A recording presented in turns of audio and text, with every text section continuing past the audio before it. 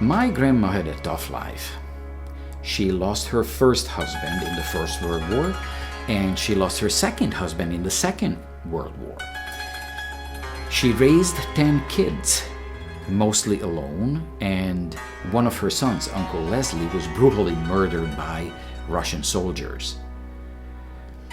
Through these tragedies, her faith gave her strength.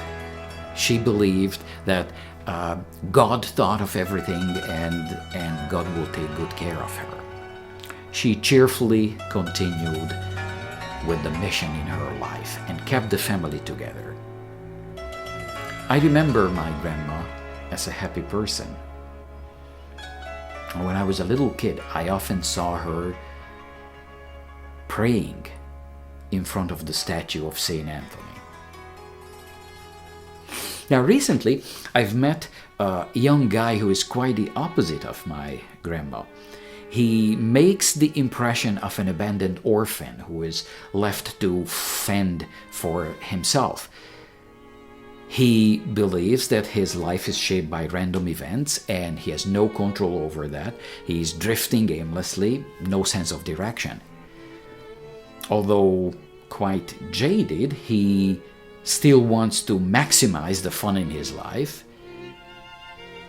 and he couldn't tell me anything uplifting about the purpose of his life. So I went around and asked a bunch of people, what do they think of their lives? What part of their lives is shaped by random events, and what part of it is under control, perhaps shaped by identifiable causes? So let's find it out.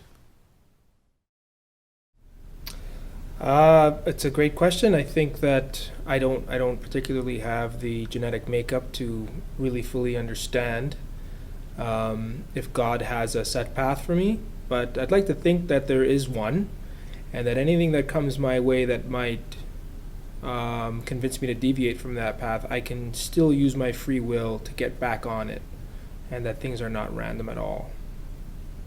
I'm a psychotherapist, and I help people identify where they have control in their life and where they don't have control, and how we can align our thoughts and our actions to help us actually gain control in our lives. Okay, well, let's see. There are probably two schools of thought. There are French structuralists, there's Althusser, there's Baudrillard. They would say that we are victims of dominating discourses, dominating forms of language that decide for us who we are and what we think and what we don't think. But I choose to believe that those of us who believe that we can be free, we tend to make decisions that promote our agency and make us affect the world in a way that we have chosen. And those of us who believe in the overpowering presence of fate, then our lives do become determined by past versions of ourselves, because we don't believe that there's any point in reforming the past mistakes or errors that we've made. So in a roundabout way, I believe that we confirm the form of life that we live in by either placing faith in freedom and the possibilities of choice and self-determination. But if we do not place faith in freedom, then our sense that the world is controlled by fate then will be determined by fate. So that's pretty much what I think. I was a healthy police officer who was struck down with a neurological condition. Now I am bound to a walker, but it wasn't easy, and it still isn't easy. But now I have regained control of my life. I have appreciated life more, the loved ones around me, and what I have ahead of me is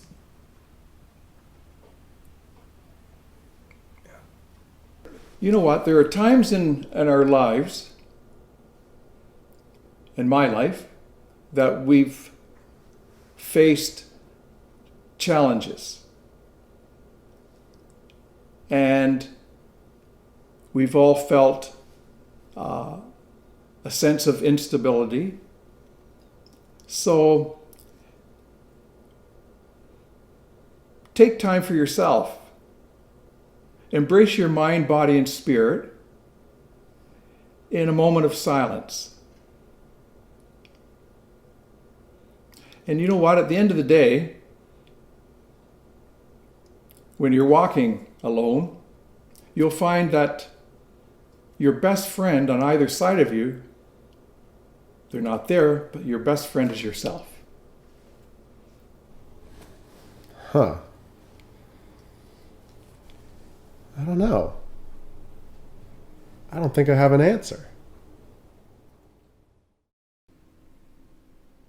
I don't have any good answers either. Nobody does. But at least people should ask some semi-intelligent questions, and they don't. They come up with simplistic cliches that sound like popular wisdom, but these banalities just mask the lack of insight and the lack of original thought. One of these good ones is, this has too many moving parts. And what they mean by this is, it's just too complex and I don't have a chance to figure it out, so they elegantly give up. This is the world's most complex mechanical watch. 3 master watchmakers needed 8 years to handcraft it. It has more than 2,800 components. Yet, if we are patient enough and spend the time, examine it carefully, we can figure out how it works. This thing next to me has billions of moving parts. I'm not a thing, I'm a person. There you go, the lovely person here is not a mystery. She can be figured out, her behavior can be predicted, and she herself tells me why she chose certain things. Do you remember when we did that butterfly and you chose green for the wings? Why did you choose green? I just chose it randomly. You know what? I knew you would say that. No, you didn't. There you go. A lovely and predictable person. These poor souls are stuck in morning traffic. For many of them, it is 2 hours to get to their workplaces. In the late afternoon, it is the same. 2 hours in, 2 hours out, 4 hours every single workday. They don't want it. They hate it. But they are trapped in an overpowering situation, resigned to the fact that they cannot do anything about it. So they say, it is what it is. It is true that we cannot control everything, but many people are too quick to say, well, this is the new normal, or this is kind of normal in my life. And they don't do anything even when they actually could.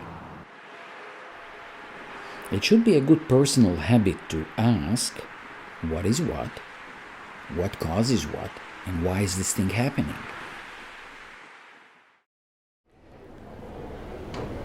In 2022, at the tail end of the last big COVID wave, life started to get back to normal. The Canadian government, however, decided to go overboard with demonstrating that they are protectors of public health and strict gatekeepers.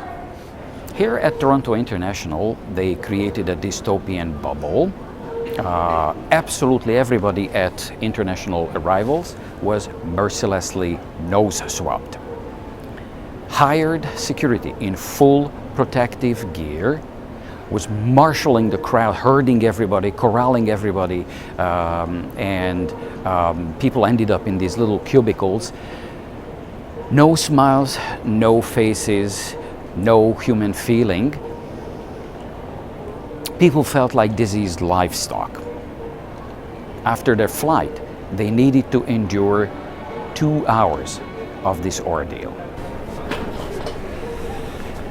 Here I have witnessed a very unsettling scene. A woman who just flew in from Fort Lauderdale started yelling at the security guards who were at a checkpoint here.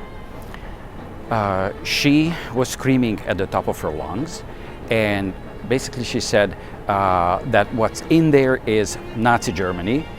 She's disgusted with the Canadian people because they put up with this fascism, that she called it, and she didn't understand why this took place. She wasn't just angry, she was scared.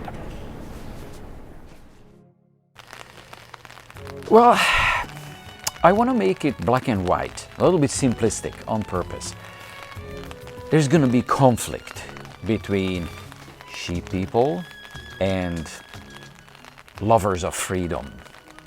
But I don't want to end this video on a sad note.